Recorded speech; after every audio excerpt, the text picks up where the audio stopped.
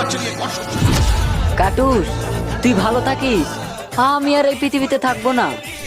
আমি কাজ করি না বলে আমি নাকি বাড়ির বোঝা। আমাকে কেউ দেখতে পারে না রে। তুই ভালো থাকিস দোস্ত। আমি তোকে ছেড়ে চলে গেলাম। যা, তুই বাড়ি যা।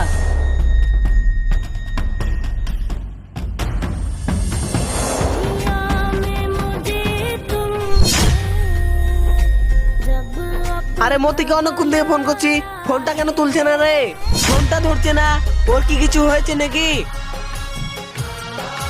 আরে কাটুস, মতিকে অনেকক্ষণ দিয়ে ফোন করছি, ও ফোন ধরছে না। ও কোথায় আছে, নিয়ে চল তো আমাকে।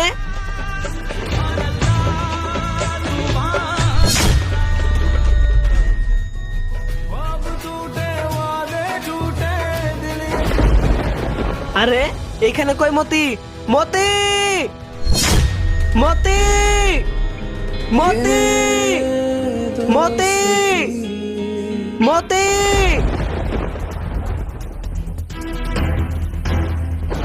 আরে মতি, এই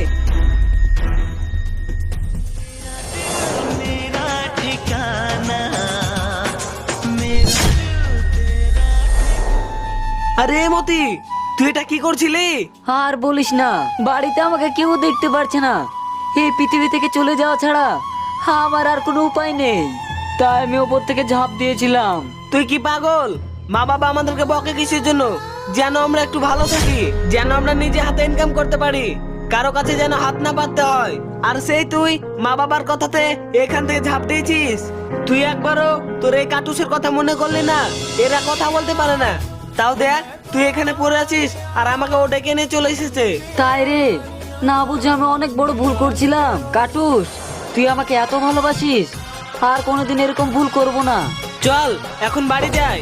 दुनिया में मुझे तुमने जब अपना। ছেলেরা বড় হলে পুরো বাবা মাকে সেবা করে। আরে তোমার বয়সী ছেলেরা